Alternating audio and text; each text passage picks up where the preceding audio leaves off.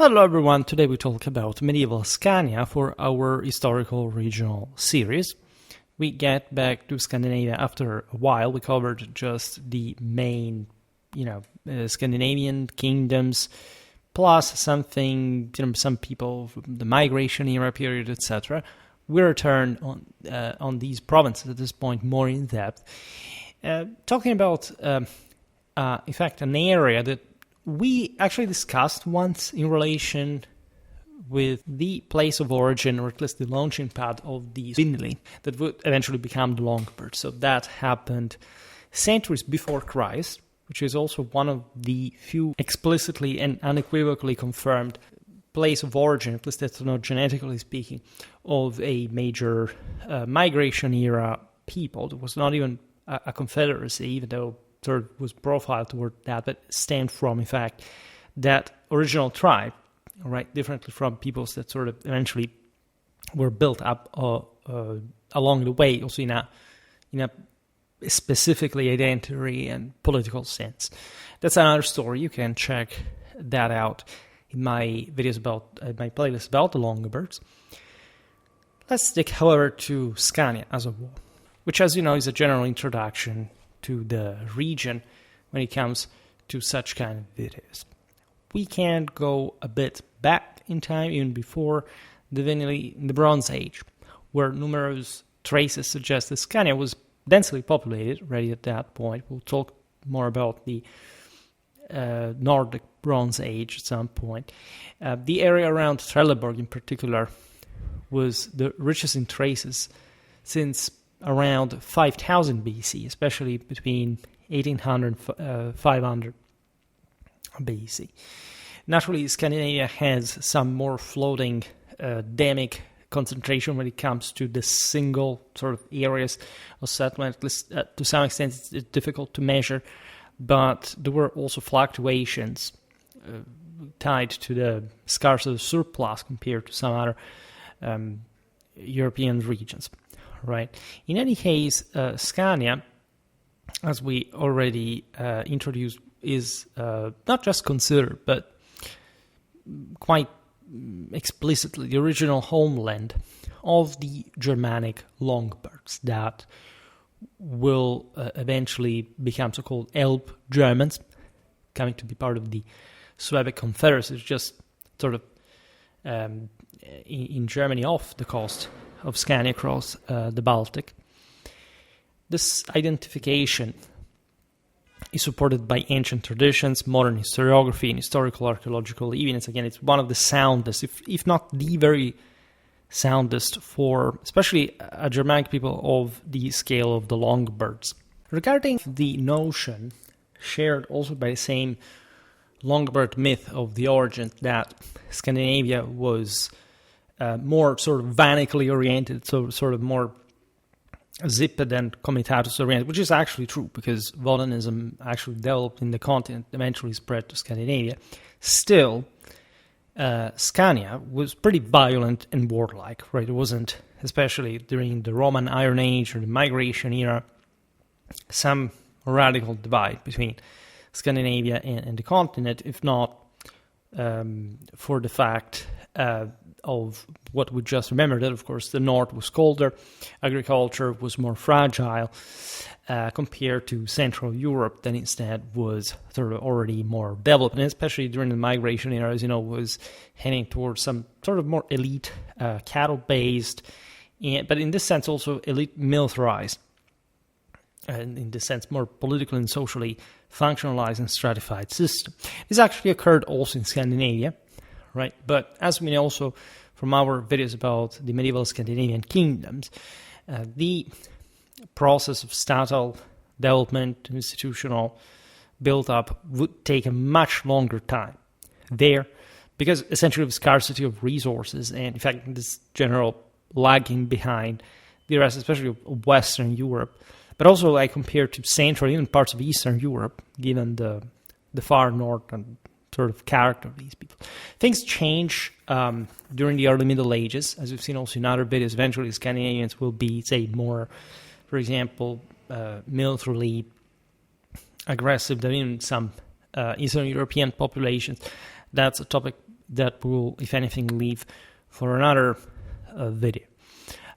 In this passage from antiquity to the Middle Ages, we witness in Scandinavia the increase of votive offerings of weapons and military equipment, indicating greater wealth, at least more also social stratification, a militarized elite, right, that we have discussed, for example, in such videos like one on the Germanic Gefolgschaft. If you're interested in the general Indo-European ethos of these lands, the Norse Germanic religion, so-called, of course, there is powerful amount of of things to say about it that we're only gradually covering on the channel. But that's basically the profile, and we'll keep talking more.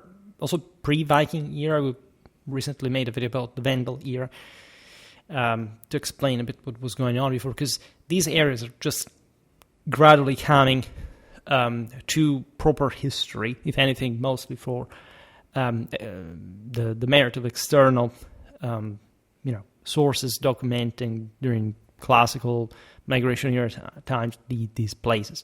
There is, as you know, especially during the latter period, an important connection between those Germanic peoples that had settled in southern Western Europe and Scandinavia, right? There is a very interesting, for example, epistolary exchange, international relations between Theodoric and, for example, even the Finns. We've seen that in the video about medieval Finland.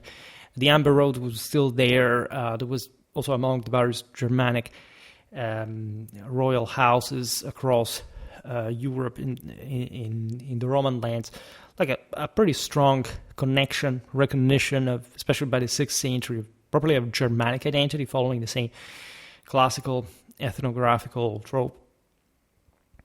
We also find in late antiquity war booty sacrifices, indicating, archaeologically speaking, at least 47 confirmed battles, right? At least sort of bigger than sort of duels, over 300 years so far. I presume like things have gone on in meanwhile, archaeologically speaking. Until around 200 AD, the spear, of course, was the main weapon. It would actually remain also in later times. But later lances proper and swords increased in use, meaning that there was a more combined arm kind of approach. Think about the Germanic handgun. Sometimes we attribute these weapons to this or that Germanic people. So they actually used all the same kind of weapons. So sort of more combined sort of shock and charge effect. These were all tactics and sort of forms of military organization had been mutated also in the service of this Germanic war bands, coming as far, so it's not that far actually from Scandinavia, to serve in the Roman army historically. And we made multiple videos about this topic. There was a sort of Viking era already during the migration. One thing about those pirates during not just the Saxons that we made some videos on, the Needham ship, etc., but they're close, part of the same culture, right? But the mysterious Atticotti that, together with the Gaelic pirates, infested northwestern Roman Europe. In any case, again, stratification, elite. When you talk about the migration here, it feels as if, the Germans overrun everything and everybody lived happily ever after. Telling the truth, the reason why they moved was often pretty much connected with generalized crisis that out of which just some people made it better than the others, and if anything, structured more hierarchical polities. Right, that's the case for Scania as well. Over 40 Iron Age weapon findings have been made in Scania. Large Iron Age burial grounds in Scania include Albachsbacken, west of Trelleborg, the Simris burial ground with 102 graves, 6 weapon, one in particular, and a burial ground between Oldviken and Fotokviken, excavated by Folke Hansen with 141 graves. A type of grand ancient monument characterizing the Scanian Iron Age is fields with large upright stones, some functioning as burial grounds like Vetterid, The most famous Scanian monument of this type is Alice Stones, a 67-meter-long ship setting erected between, we don't know, this could be between the 4th and 10th century. Most datings are around 600, with several proposed explanations, including as a burial monument. And, there was a lot of eventually already of here it could span from, as you see, the migration era, not even properly the more dynamic moment, to literally the Viking era. And that speaks volumes of course, like the projection of Scania's coastal land, as most regions in Scandinavia, but quite trafficked, right, in the directions north-south, east-west, from the North Sea to the Baltic, from Scandinavia to Central Europe. Grave goods in Scanian Iron Age graves testify to close contacts with the rest of Europe, of course, as well. Sometimes we treat Scandinavia as if these were the barbarians out there, and they were severed from the rest of the world. It was a huge wall, right, sort of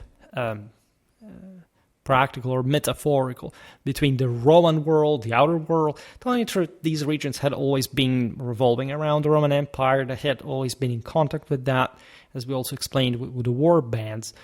And so there is really nothing strange. We know that, for example, from Roman-made glass found in Scania, as well as bronze cauldrons, again, completely normal. Scanian votive findings from the migration period in Zolsdala and Fulltofta show connections to the Huns as well. That's yet another interesting connection, because sources of the era basically state that the Huns would have received tributes also from the Scandinavians. This is interesting because, as you know, at that point, Europe is almost polarized. Poles do not exist. It's yet another geopolitical fiction. But generally speaking, there are two big sides. Like either you are with Rome or with the Huns. And so Scandinavia was, of course, more distant from places like Vienna, from wherever the Huns had settled their greater ring fort in the Pannonian basin. However, the notion is that from this other side, from the one out, so to say, of the Roman world, there were these peoples, in part also serving the Huns, but in part also serving the Romans. Surely at the Battle of the Catalonian Plains, there would have been some Scanian warrior from both sides, right? We have, of course, don't have any evidence of that, but we are pretty sure about it. In any case, it's really possible that in that sense, the Huns would have sort of also tried to co-opt these Germanic elites as far as Scandinavia. And after all, Scania, as we've seen, is a bit the launching pad, the bridge with Central Europe. Many Scanian warriors would have been excited, galvanized by the hunting raid, wanted to participate, to distinguish themselves. In fact, this findings, for example, we mentioned before, Zolsdala, Fulltofta, match patterns and details from certain Hunnic chieftains' graves, interestingly enough. Besides, as you know, the steppes influence, especially in Sweden, even though Scania was mostly controlled by the Danes throughout the period we're covering, of course, like a very strong, very intensive would continue also after the Huns. All right. Several different settlements are known from the Scanian Iron Age, largest being Upokra, where thousands of findings suggest a settlement lasting almost 1,000 years, which is impressive for the region from about the 2nd to the 10th century. Unusually densely built compared, in fact, to contemporary Scanian settlements. That's the main indicator. This shows a lot of surplus, a lot of sort of political stability, even though we don't see, of course, these are not major polities compared to sort of even provincial ones by the times and places, say, Europe-wise. However, definitely Scania was among the most fertile areas in Scandinavia, which also explains why those migrations from there. And the Longobards were definitely not the only people who sort of originated from there. We talk more about these legions of the north, etc., but It's all sort of kind of evident. It is likely that Scania before Denmark's unification was divided into different chieftaincies. During the period between the 6th and the 9th century, so we're roughly during the Vandal era, right? Scandinavian societies adopted influences from the Romano-Germanic kingdoms in Western Europe after the fall of the western half of the Roman Empire, developing into petty kingdoms, accomplice what we just described about the general hierarchization and militarization of the elite of the establishment. Which means that a process of demilitarization was actually already taking place. This sounds like, strange if one thinks about the Viking era and sort of the pretty strong military activity of the Norse, but that was possible, as we've seen also in our videos about the Leidang, because of a sort of functionalization based on a sort of rota system, and that had passed in turn from through the impoverishment of the average farmer and his fall under the protection of some more powerful lord. It's true that in Scandinavia this is less pronounced than in Central Europe, but still it had happened in relative terms for the times and places. No preserved written sources clarify Scania's political division in this time. Also, again, signaling that there wasn't much of a sort of united policy.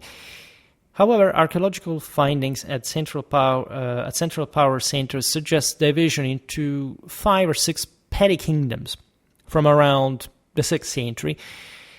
This is pretty much in line with, see what's like at the same time Anglo-Saxon England really was, right? From the tribal High Age, that there are all these sort of, aside from the Heptarchy that eventually outlined itself, there were all these sort of tribes, clans that had at some point managed to create a petty kingdom each.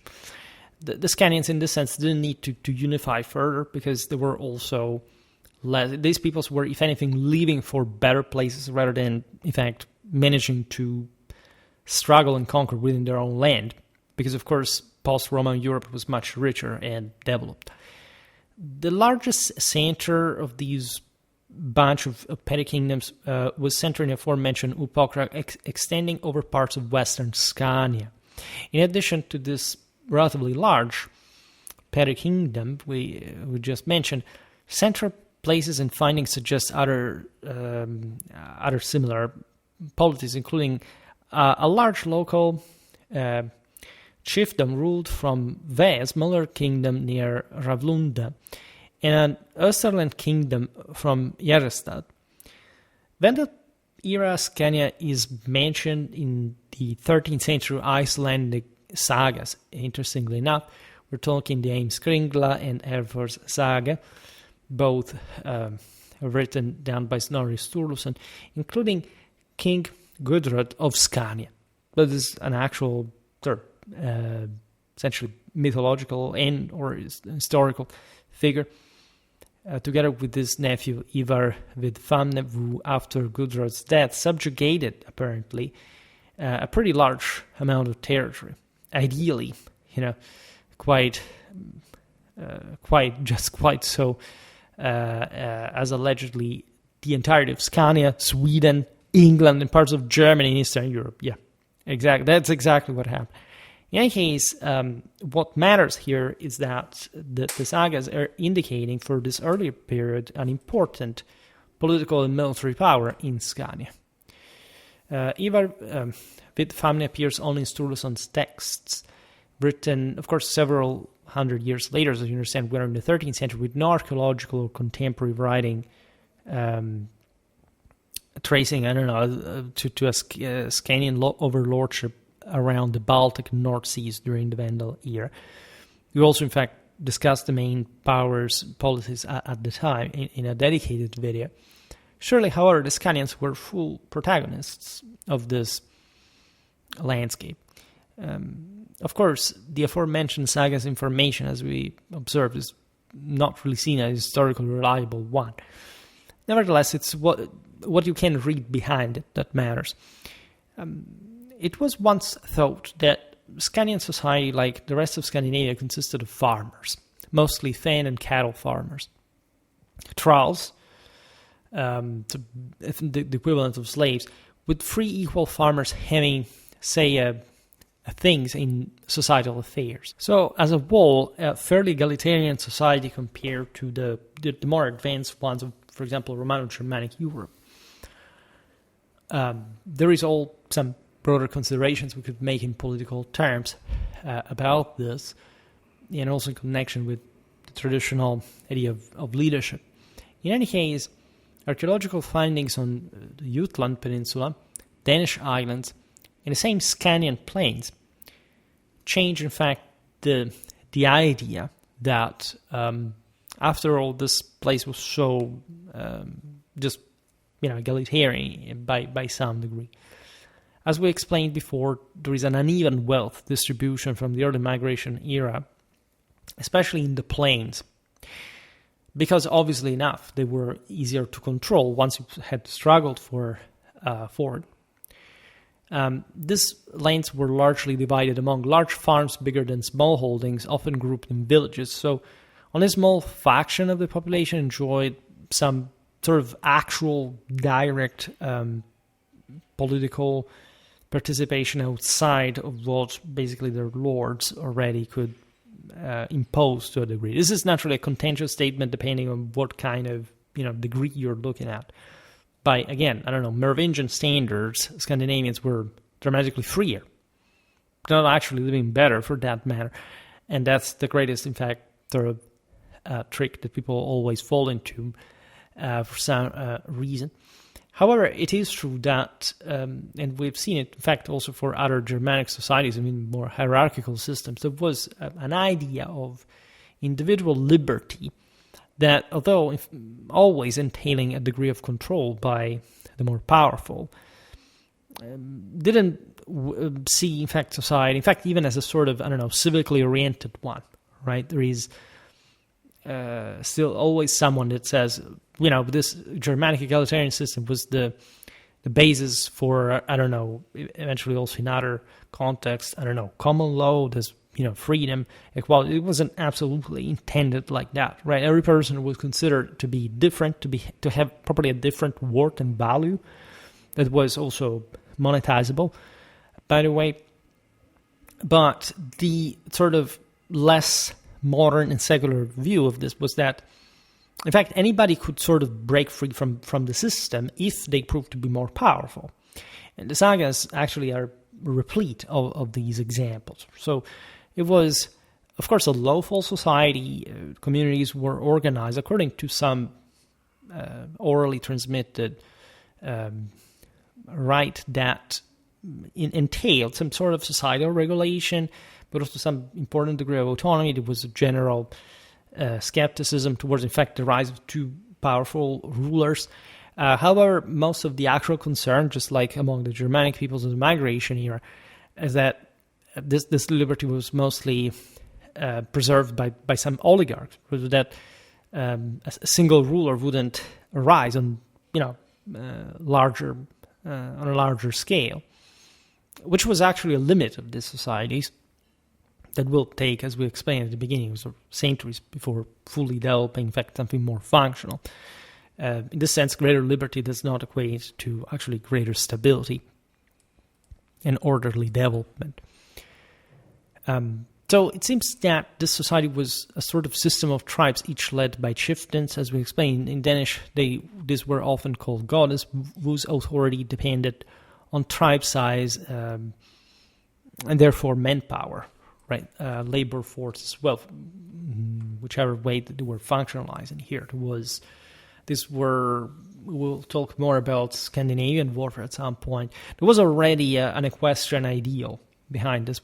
Also, for the so-called Viking era, there is this notion that many people still believe that Vikings essentially fought only on foot, and at least they were not fielding large amounts of cavalry. Scandinavian armies could be dramatically mounted by up to 1/3 at a point in major regional clashes.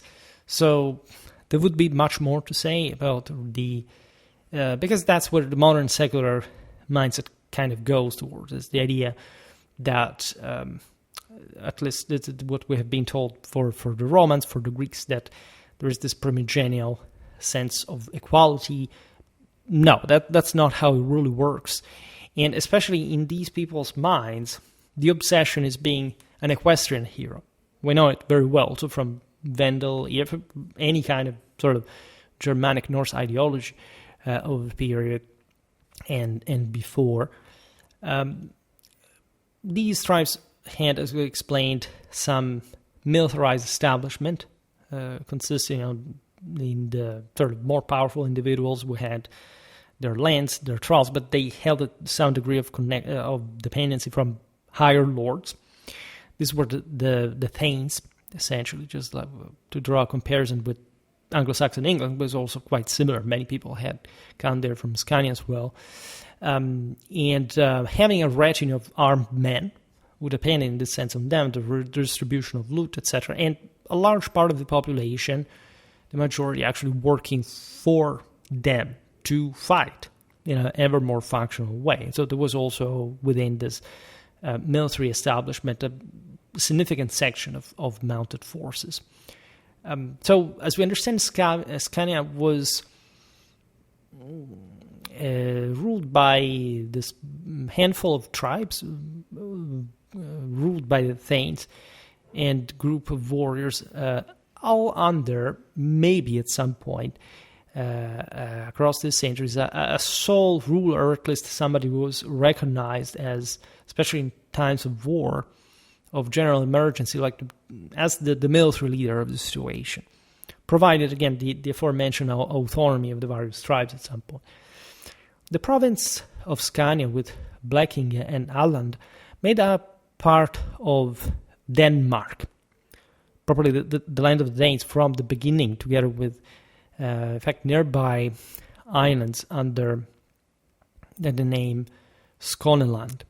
Scania's native Proto-Norse name is believed to have been Scandinavia, so literally Scandinavia, basically possibly the dangerous peninsula, right? Meant properly in a maritime sense, difficult to sail around,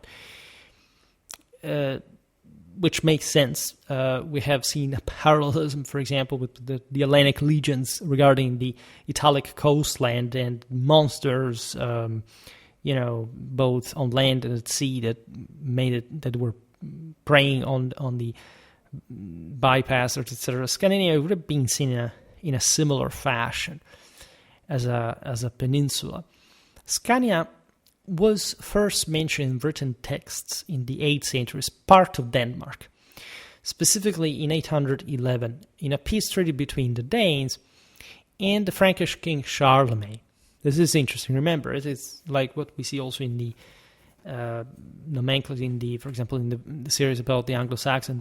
It's never like the Kingdom of England, right? It's the Kingdom of the English originally, right? And here it's literally the same. It's all what the Danes control, and we'll talk more about high medieval Denmark. But as you know, these peoples fought harshly against the Franks that at some point tried to break through and subdue the Dannevirke. That there was a certification sort of fortifications dating to much earlier than this era. Also witnessing, by the way, like the important containment of this more warlike Germanic populations that had, like in the case of Charlemagne's Franks, ended up creating a European empire as a consequence. And naturally, it was difficult to fight in these places because of massive lack of resources, surplus, but the Franks were curious, and they recognized in their international relations the Danes as controlling Scania. The Danish king Hemming's entourage included, according to these sources, Osfrid from Skåne, so Scania. He was likely a nobleman from the province, possibly a ruler over parts under or allied with the Danes in the situation. The next mention of Scania is in Merchant Wulfstan's account, where around the last decade of the 9th century, describing a journey from Hedeby in Denmark to Truso in present-day Poland, stating that Scania was part of the Danes' kingdom, while Bornholm was independent and Blekinge, Åland, Gotland, and Møre under Swedish overlordship instead. So, as you understand, like that's the outline that will remain throughout most of the Middle Ages. Scania is Danish, and simply because Denmark is the strongest of the more developed of the Scandinavian kingdoms, controlling the straits, deriving more wealth from this, as we will see now, up to very late in time. Now, Scania transitioned to a more compact, sort of integrated Danish realm under King Harald Bluetooth, where between the 50s and the 80s of the 10th century, and Svein Forkbeard, where instead between the 80s of the 10th of the 11th century. I talked about them in the video about sort of the more famous leaders of the so-called Viking era. And so you understand also how much power they wielded, how Scania was fundamentally a more sort of subjected land than anything. In fact, the reason why I didn't talk about medieval Scandinavia that much, especially in the historical regional series, is that once you, yes, there are some polities, especially, I don't know, if you look at the Vandal era, also during the Viking era, you realize there was a lot of autonomy. As explained, the picture was more fragmented, but as this, in fact, compacts more directly, there are some provinces that fundamentally lose their independence, right? And we've seen the same in other parts of Europe as well. That's why I, generally speaking, prefer to talk about the protagonists instead. But of course, for our geographical completion and for the objective, as we'll see now, contributions of Scania to the Scandinavian Middle Ages, we gladly discuss it. Consider that Denmark was heavily informed by the Carolingian Empire modes of power. And so had more resources, more capacity to sort of concentrate power and to be even co-opted, to imitate the Franks. This was manifest in the Danish de facto permanent grip over Scania, consolidating at this point. Coin findings in Upokra suggest the large Iron Age settlement seized in the second half of the 10th century. In fact, possibly in connection with the same Danish conquest of Scania under Harald Bluetooth. So some centers lose their autonomy as the Danes consolidate their control over them. All these territories work more like bridges like that make all the sort of Viking era trade, slaves, other goods flowing in the hands of the Danes in this area. Figures in later sources as 10th century Scandinavian rulers or influencers like Strut-Harald and Toke Gormsen may connect to the Upokra kingdom before its downfall, but still, in fact, not finding a later mention. Already under Harald Bluetooth, Christianity was introduced with bishoprics of Ribe, Aarhus, and Schleswig being established. And so from there, the episcopal authority would have encompassed Scania as well. Denmark was, of course, on the forefront for the evangelization of Scandinavia for all the aforementioned reasons.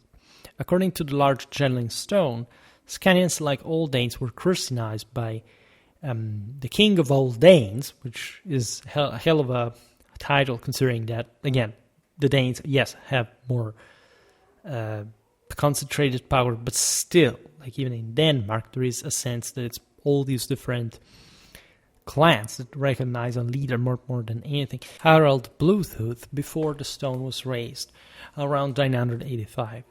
Denmark and Scania were Christianized by 960, likely.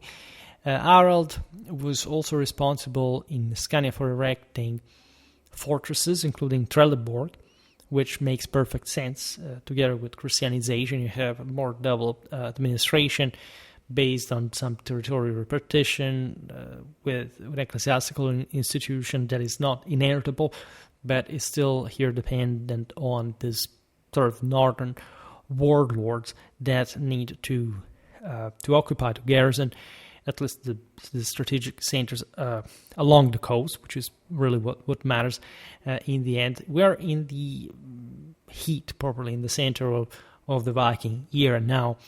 Hosts are bigger. Right now, forces are larger. Denmark, under Harald Bluetooth and Svein Forkbeard, is believed not to have encompassed the entire, this modern Scania, though. For the reason we just explained, that they were more interested in the coast than anything. The hinterland was not too important. Some lands would have, of course, been occupied there, but not quite the entirety of the modern province. Rune stones by magnates under Harald Bluetooth in Scania are only around Öresund coast in the west, and the south coast to Ystad area, while contemporary Eastern Scanian rune stones, including Hantzimbris, show Swedish overlordship design instead. Right? There is no doubt that this was a frontier area, that it was sort of more under Denmark, that controlled, in fact, the best lands. However, there was a quite interesting situation of power sharing, of which also the local chieftains were sort of the protagonists under the direction of more powerful policies. Eastern Scania became, however, Danish at latest mid-12th century, with the Danish king Svein Estridsson, 1047-1076, and Bishop Egino waging war to Christianize the inhabitants of Blekinge, marking the first Denmark-Sweden border, sort of territorially recognized. That territory was previously under the king Aemon the Old. We have 6 border stones at Blekinge's northern border against Småland, showing whole Scania under Danish kingdom at this point.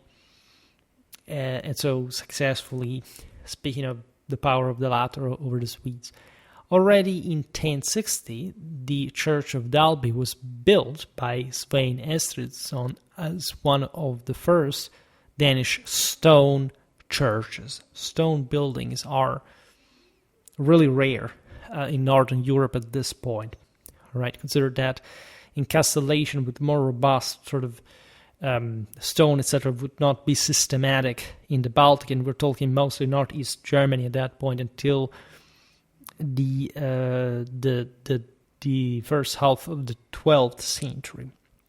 Right? So churches had some greater meaning to an extent, and in part were also less expensive than fortresses, but still they had a similar function overall as a patrimonial asset. But sometimes in this turbulent north, literally as some actual protection. This is true also for monasteries, etc. Scandinavia will have some interesting degree of military monasticism. Interestingly enough, we shall talk a bit more about that. This is especially true for Denmark, but it was an interesting trend considering the certain military ascetical practice in the north that has been also kind of blurred, but we'll come back on the topic. Because it's not like the Christians arrived and they cancelled previous beliefs. Actually, we explained in other videos that Wodenism was actually the least countered of any sort of belief in Scandinavia, and the same Wodenistic elite were embracing the full sort of same Catholic dimension of Christianity that Wodenism had. And again, if you don't know what Catholicism is in a pre-Christian sense, watch my History of Theology playlist, because we can't go on in the third millennium still teaching people that there are the Christians and the pagans, and that Catholicism is just like a part of of Christianity. Like it's just a punch in the face to all Indo-Europeistics and all probably our European identity. Now, the Dalby Church will become a cultural center, because you can imagine, again, as part of a broader ecclesiastical hierarchy that attracted some intelligentsia, some sort of this backed also ideologically and administratively the Danish monarchy. And in fact, the contest arose between rival bishops at this point, the Englishman Henrik in Lund and the German Egino in Dalby. When Henrik died in 1066, fateful year, I, as you know, started a series about Harald Hardrada, and Denmark lost, in fact, English Danelaw contacts, importantly enough, with the Norman conquest of Britain.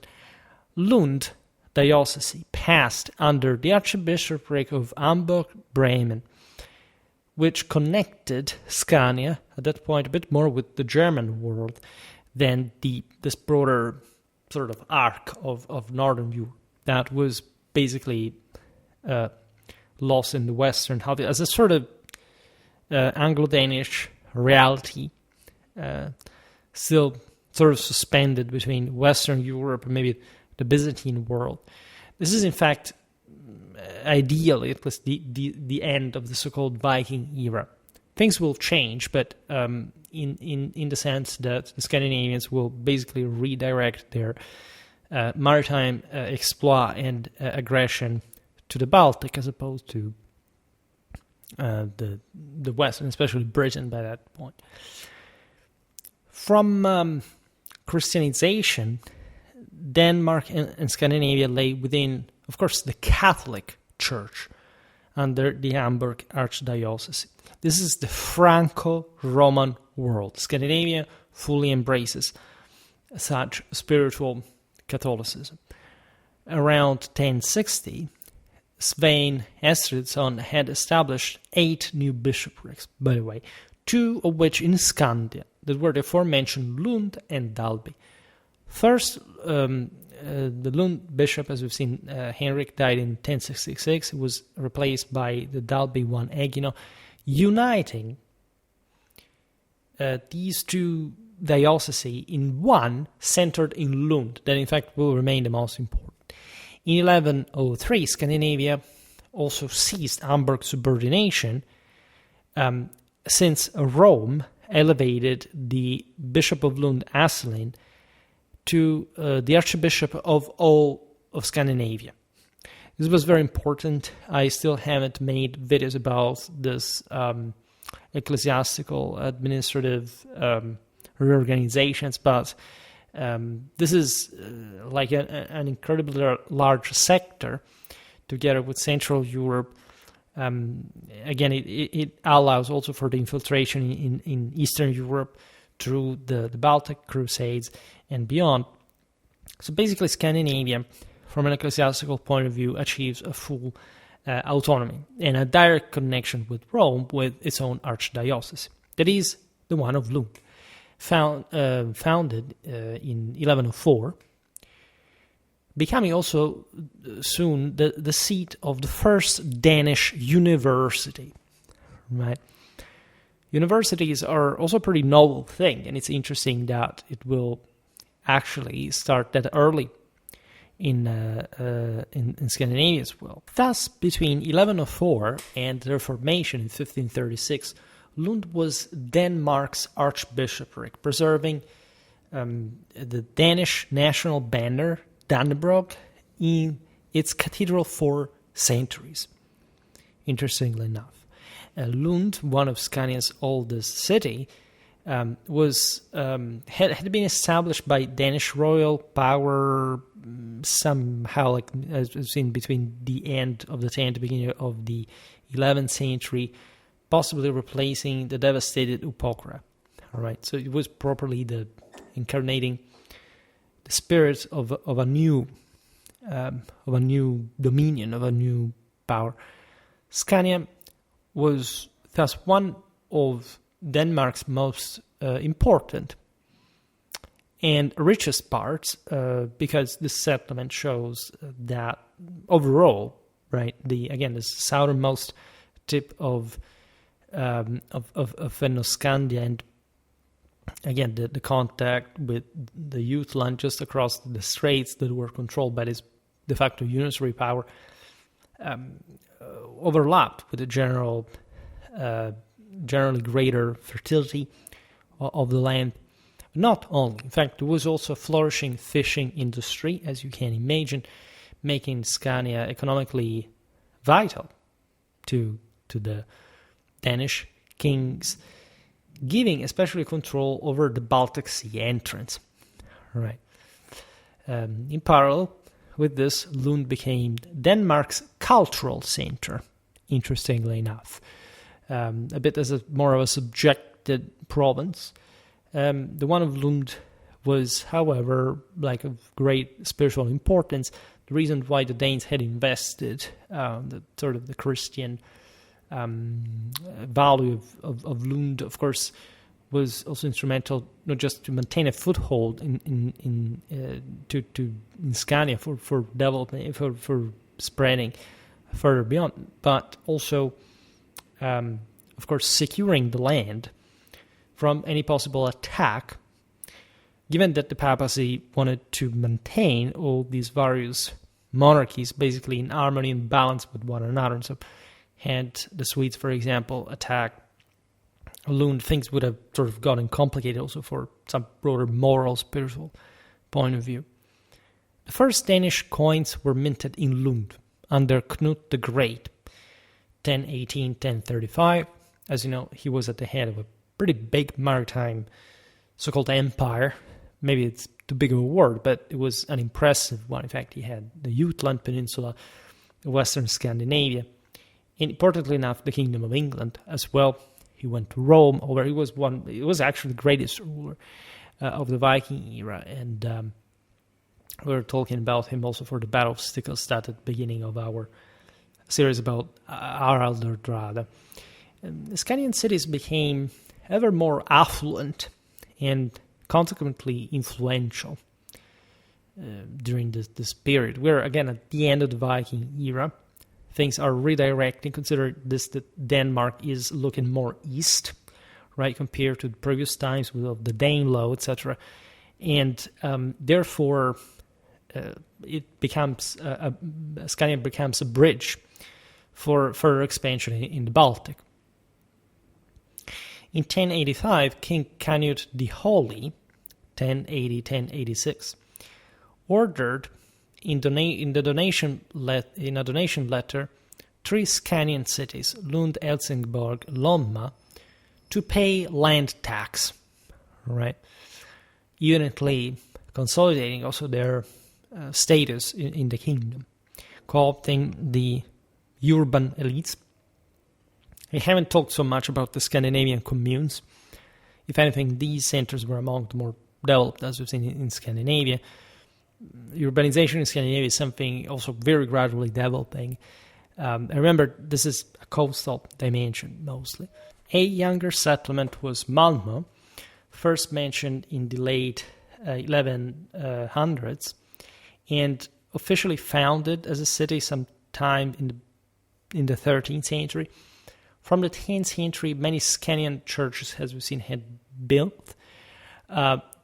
Most of them were wooden stave ones, as you know, very peculiar architectural style of Scandinavia. Some real masterpieces still standing. At least, destructions happen, especially considering that fires would aggress them more disruptively. But they are part of this Scandinavian landscape where, in fact, the church itself becomes a seigneury. It's adjacent to larger farms, right? And this establishment is all tied into also the lay aristocracy.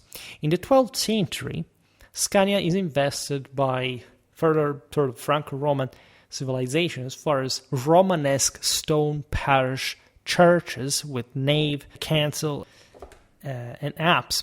I think that throughout all the Middle Ages, there are like 300 churches in Scania.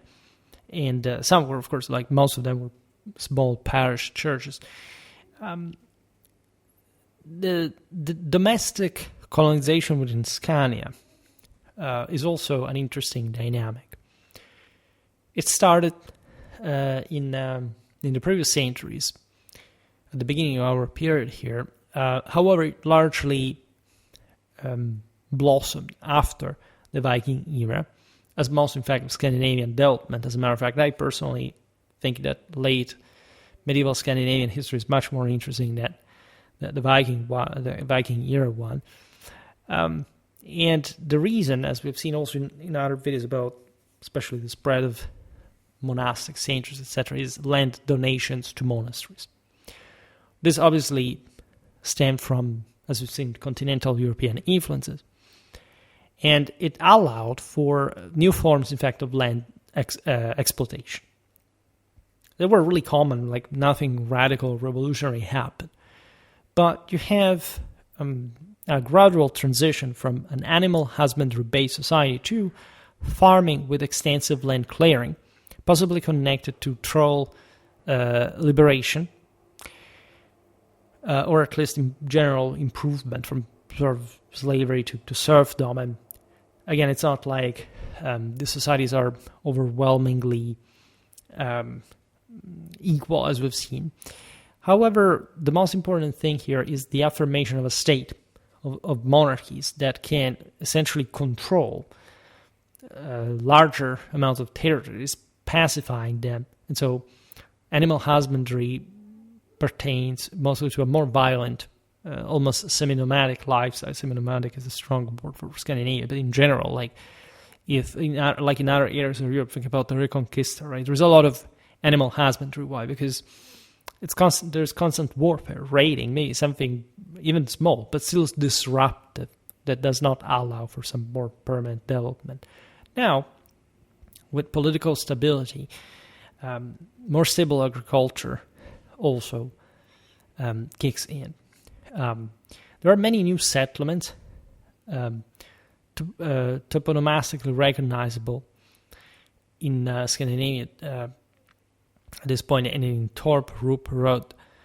In the 12th century, Scania was also more individually relevant. It had a greater specific weight because of what the Danish had successfully done. However, this also meant that during the intermittent wars, clashes, dynastic crises, etc., that affected the same Danish kingdom, Scania would break off from the Danish throne and or at least pursue more autonomous policy. Typically, those candidates to the Danish throne that didn't have support in the Jutland Peninsula, in the Danish Isles, would normally nest themselves into Scania, therefore waging also a war that, as I understand geographically, we're talking sort of very close places and in an amphibious dimension that is still basically like similar to the or just a direct continuation of what we see during the Viking era. That also confers Scania more power, more leverage in the system. Denmark is, generally speaking, when the crisis is over, stronger, but still Scania is a quite important chunk of the system. In 1131, Erik Emune in Scania proclaimed himself Danish king, opposing, from the other side, Niels Svensson. After 3 years, the Bishop of Lund, Asselin, switched sides, because of course the church played its own political game, enabling in this way Erik's 1134 victory at the Battle of Fotaviken in southwestern Scania, asserting power over all Denmark and increasing the Archbishop of Lund's influence thanks to the support that this had provided against the sort of would be the more tendentially more legitimate ruler. In 1138, Olaf Haraldsson proclaimed himself king in Scania, opposing the new Danish king Erik Lamp, we see, again, how close these times are and how this is also, we've seen it in the video about medieval Denmark. This was the least tormented, by the way, of the Scandinavian lands for that matter. And this established in Lund the temporary court, at least of this anti-king, claiming, in fact, the entire realm until, in fact, the same Olaf was defeated and killed at Jutau in Scania. We are in 1141 for these recent times. Even for the 12th century, we don't have the full chronology laid out. When Erik Lam died, Sven Grate was chosen king in Scania, opposing the Jutland chosen Knut Magnusson. The two throne candidates made peace in 1157, essentially sharing the realm of Denmark. Sven kept Scania.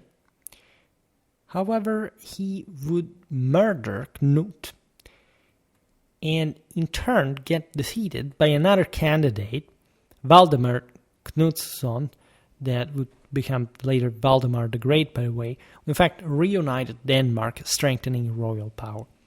Again, I have made a video about medieval Denmark. You can check that out. We will surely increase our content about medieval Scandinavia, because we really didn't do that much compared to other regions.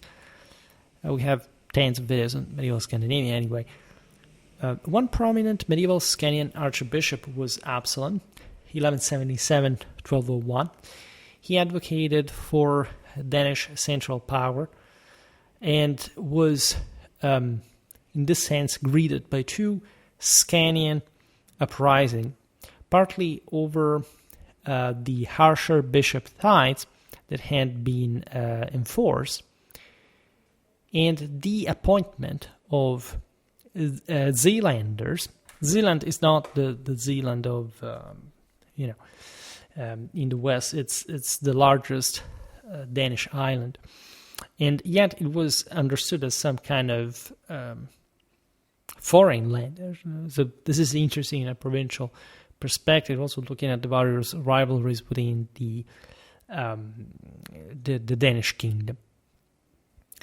As a response, in 1180, the Scanians plundered Absalon's the church castle, which tells you what we were recalling before about the fortification of churches, right? This was normal in general. Castles had churches within them, etc. But here we have properly episcopal lords, a bit like in other parts of Europe, that are, as you understand here, quite politically, militarily endowed. The Scanians essentially drive Absalon across the sea to Zealand.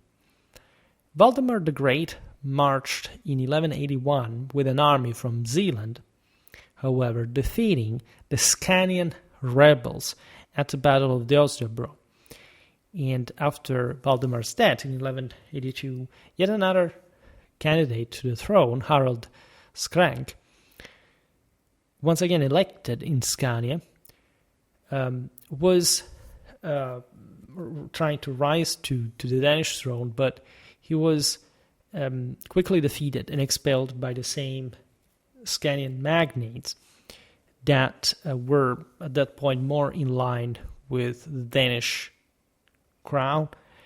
And in this sense, you have some interesting intersections of an establishment that is more loyal to the crown also within Scania, aside from these rebels that at some point rise, and they're mostly the voice of the lower estates very often.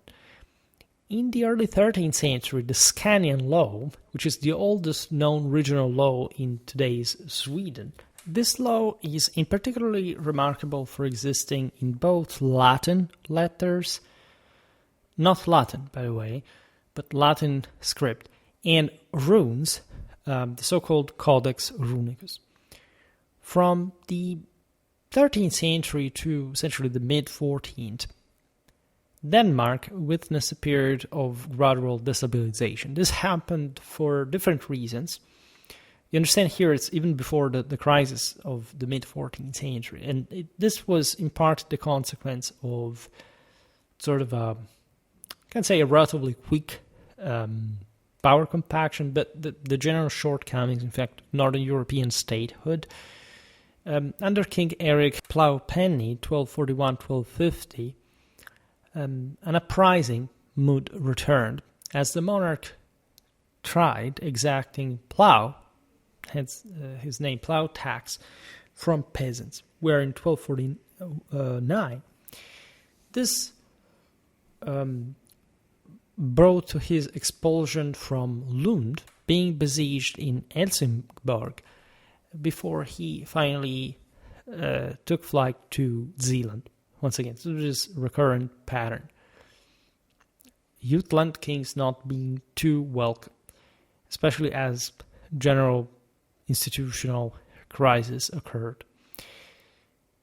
Eric, however, returned, securing the tax via peasant agreement, with a negotiation with his estates. In the 13th century, the north of Scania was ravaged and plundered by Swedish soldiers also. As we've seen, the Danes did not have it easy. Too easy, at least in Scania. They had not really sought to control more than much the Scandinavian hinterland. That is quite complicated, right, for properly extensional, environmental reasons. As you know, it's Sweden is very much sort of marshy, forested, or lots of lakes. So waterways, it's a terrible hinterland. But war bands can and will penetrate, and also larger hosts. In all of this, Scania does not quite decline, in part as the Kingdom of Denmark was enfeebled. It gained further autonomy. In the 12th and the 13th centuries, Scania became, in fact, the most important trading place in Northern Europe due to its fishing activity, in particular the herring market. As you know, this was very much connected with the German Hanse that allowed for this, flourishing trade. The Danish crown guaranteed market peace by royal power to facilitate trade and hoping to, in this sense, tie to these privileges the various Scanian coastal centers to the crown. Scania was known all across the north for herring and sails market. In all this, the Kingdom of Denmark was trying to secure its possessions in the southern Baltic, participating also to the Northern Crusades. There is all a complex history with Pomerania, with Schleswig, Holstein, and more. The Danes are at some point properly defeated while trying to secure, in fact, clientelar relation dominion over this lands, exploiting local dynastic crisis and so on. In the 10s of the 14th century, the Danish state treasury was empty due to King Eric Menved's expensive northern German campaigns. This brought to the borrowing of large sums from the Counts of Holstein, pawning the entire Danish landscape as a consequence. This situation worsened under Eric's successor, Christopher II. On November 12, 1329, a settlement gave the Count Johann III of Holstein an important amount of power, including Scania in Poland. When Christopher died in 1332, no new Danish king was crowned, as the country had practically been pawned. In Scania, thus, Johann of Holstein was in charge and mismanaged the local government by essentially plundering the land. He was seen as a tyrant. The local estates were unhappy with his exactions, a reason for which they rebelled. The Archbishop Karl Eriksson appealed to Magnus Eriksson, that at the time was both Sweden and Norway's king, to take over, so that in November of 1332. By the way, imagine the climate in these places, and the Swedish army marched into Scania, buying entire pawn possessions, except Bjerre and Norra Osbo, for Magnus, let's say, this is 34,000 silver marks. This is rather impressive amount of precious metal, over almost 6.5 tons of silver. So in 1332, the eastern Danish provinces, Scania, Blekinge, Ven, were sold to Sweden's king Magnus IV by the same Duke of Holstein, Johan, who had, as we've seen, received that from the Danish king originally. The local population had been dissatisfied, and Johan had acknowledged that it was impossible to rule there, right? The Swedes were preferred. If anything, the Swedes were actually paradoxically less close to Scania as a broader power than the Counts of Holstein. Right, this is an interesting aspect we've seen also in the video about medieval Sweden, that is a quite tormented land. It has sort of even more problems than Denmark to remain politically cohesive. And so the same Scanians say, well, we're far enough. They knew they would end up their land would end up being part of Sweden. Now, the new Danish king chosen in 1340 was Valdemar Atterdag. He didn't, however, have much wealth, as you understand, at this point, and he thus could not wage properly a reconquest campaign. So he properly sold Bjerre in 1341, Norra Osbo, southern Halland, to Magnus IV of Sweden. This deal was confirmed in 1343 at the Peace of Varberg.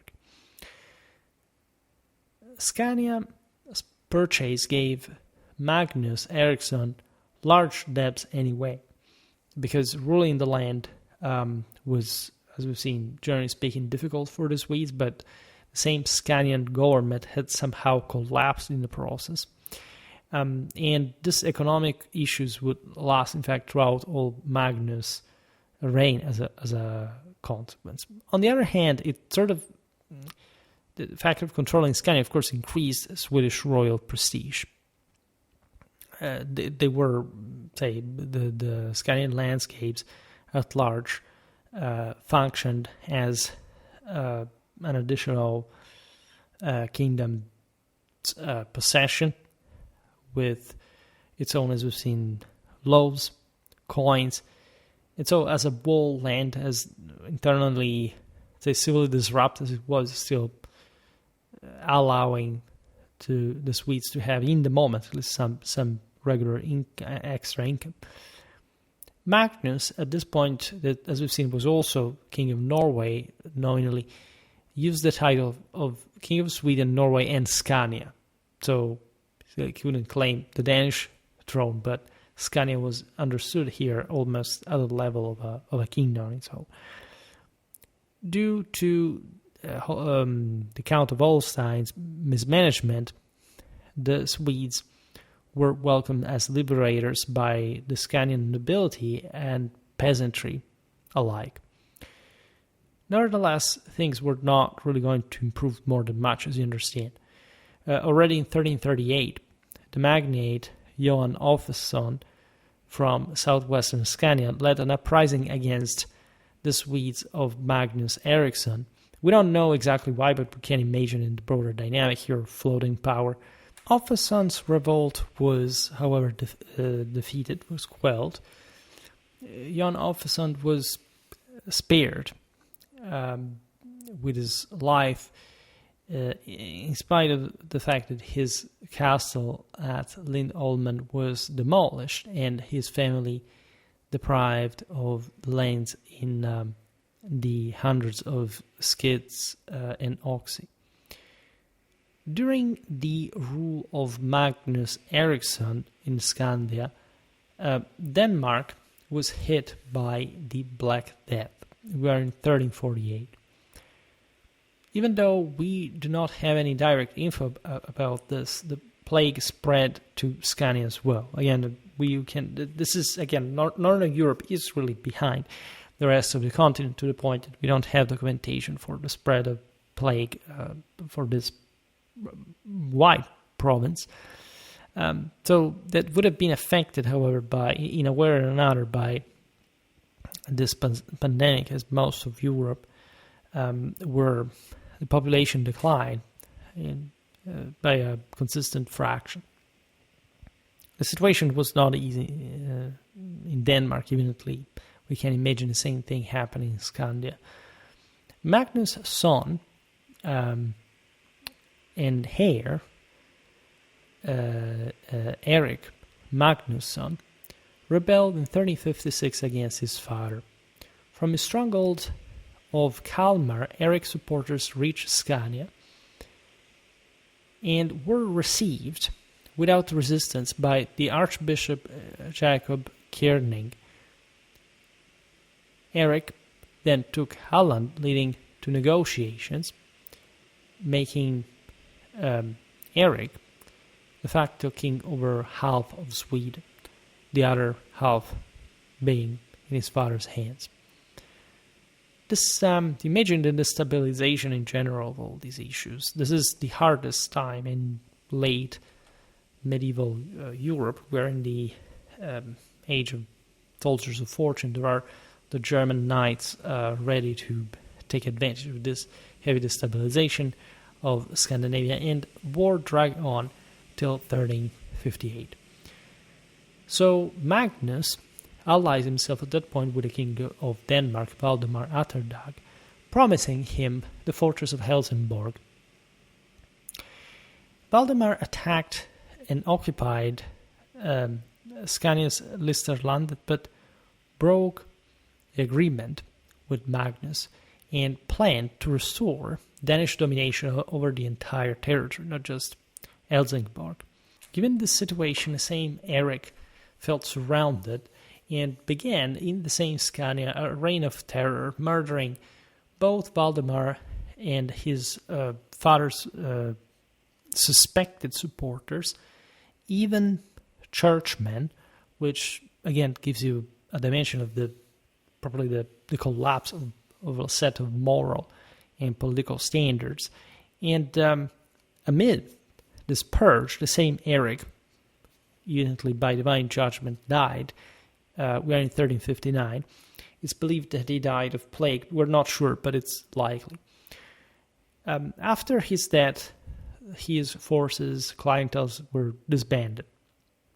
Valdemar, at this point, from the Jutland, marched into Scania, where in 1360. He wouldn't meet with much resistance as the land was exhausted, and so he successfully reconquered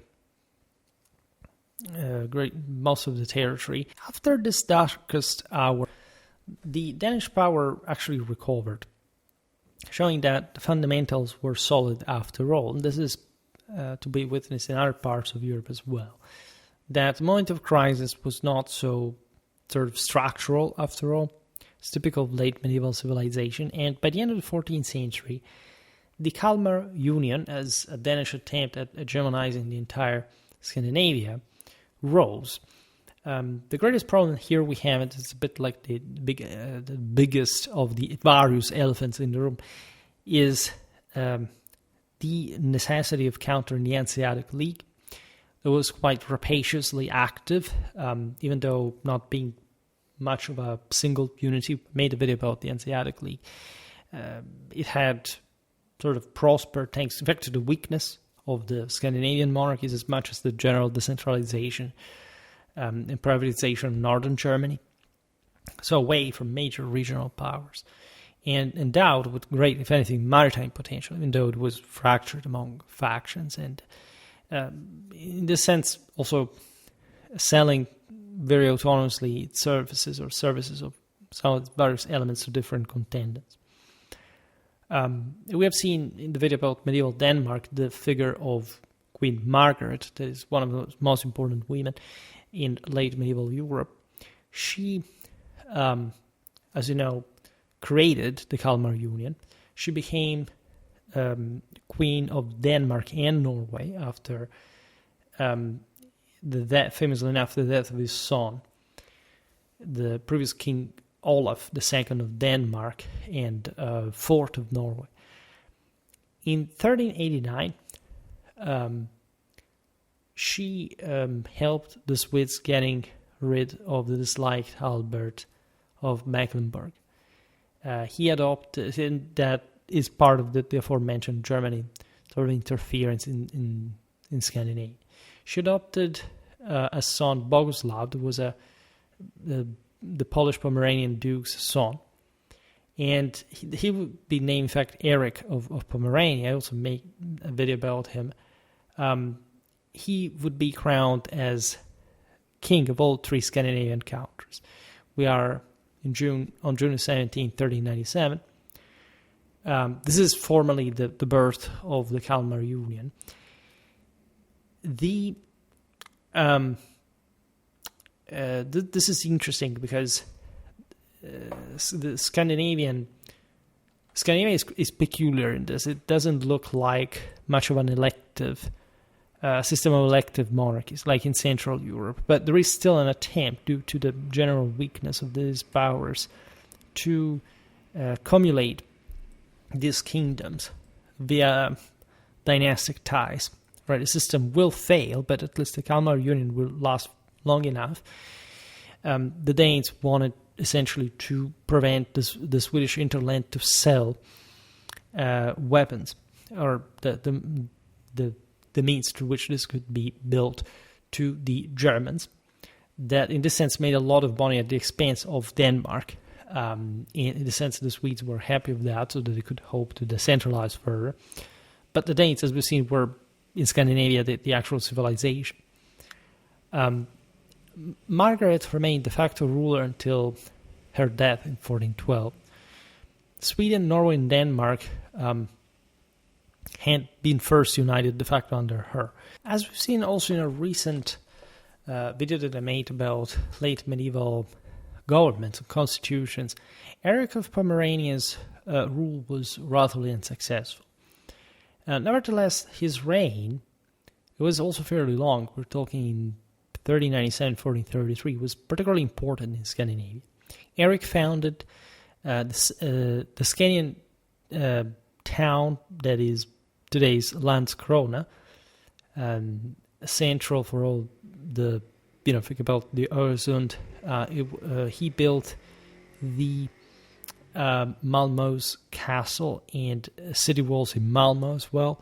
There's a process of general fortification, consolidations of position. This gradually reinforces also Danish power in hindsight. The process of fortification is typical of the refeudalization of late medieval Europe. He introduced the 1429 sound dues that would last up until 1857. Think about how impacted medieval Europe was for even up to contemporary economy. There was an exception made for Swedish ships between 1658 and 1720. This secured large, stable kingdom income at that point, making it relatively rich and allowing for the flowering of Elsinore, that is Helsingør. In 1437, the king also gave Malmö its coat of arms with a red griffin head that would later model for Scania's provincial coat of arms. In fact, I sort of entered it here. I think it will insert it in the thumbnail. So the Kalmar Union period was fundamentally positive for Scania. That ceased to be a border area contested between different lands. So, seen how many clashes had occurred. In today's video, we're making it even simple, but of course, this was a pretty tormented era as a whole. And simply for the fact that during the Union, Denmark and Sweden, in fact, were not at war, right? And ravages were avoided. The Hanse opposed Eric of Pomerania, that, as we've seen, made essentially the policy of the stronger kingdom. Eric managed to be competitive in trade. That was the greatest problem, having a sort of critical mass capable of opposing itself to the Hanseatic League that could coalesce forces, but was not a sole kingdom. And in fact, the decline of the Hanse would basically pass through the reinforcement of the Scandinavian monarchies. The Hanseatic League used its naval power to ravage the Öresund coast, including the burning of Landskrona. Eric, however, counteracted by building new castles monitoring the Öresund. So the general situation was for a while stabilized for Denmark. Then you have famous episodes of, for example, Swedish rebellion, because that was essentially a country more penalized by the system. Norway was historically to fall under the Danish control, but Sweden had sort of the more escapistic sort of vibe. There is Engelbrekt uprising that lasts between 1434 and 36, which stemmed from the aforementioned sort of rebellions, also of the Swedish hinterland, due to the impositions, the blockade that de facto the Danes practiced on the Swedish coast, including especially this Scanian centers, but not only with Germany. And so avoiding to arm literally its own enemies. You have Karl Knutsson repeatedly declaring, properly crowning himself as king of Sweden. This happened between 1448 and 1470. So things, as you know, we will perhaps make a video about the Kalmar Union and in a more comprehensive fashion. It was never really done that. And Scania began to experience strife once again. In 1452, Karl Knutsson, Swedish troops ravaged and burned Landskrona, Helsingborg, and Ve. So this brings eventually, in the longer run, to the end of this union that in many ways reflected naturally the limits of the even of the most powerful of the Scandinavian kingdoms to hegemonize the entire Scandinavia. We just note an important development of Scania, however, during the 15th century. The Franciscan Lund Monastery, an academy, was established in 1425 as a medieval university. However, it would be closed as part of the Mendicant Order's studies by the Reformation that reached Denmark in 1536.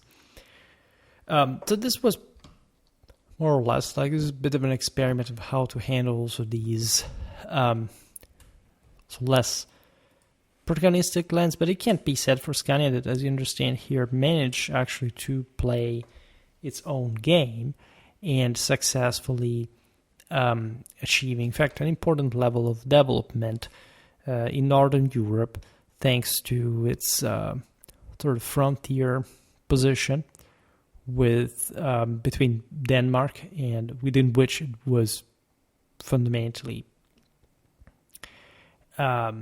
developing, and Sweden that routinely attempted to essentially infiltrate it, but at the end of the day did not have the upper hand to compete with Denmark at this point in the region. You have the answer that tries its worse, let's say, to destabilize the system. At some point I will make more videos properly about the German infiltration of different, say, in Denmark and more. But as you understand, as we've seen also in the video about medieval Denmark, there is an important level of general resistance. And in fact, the kingdom of Denmark is a quite interesting testament to such Scandinavian development during the Middle Ages. For today, however, we stop it here. Just hope that you enjoyed this video. If you did, please share it. Otherwise, do a like or subscribe to my channel if you're interested in my upcoming content.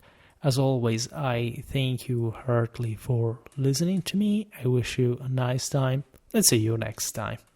Bye.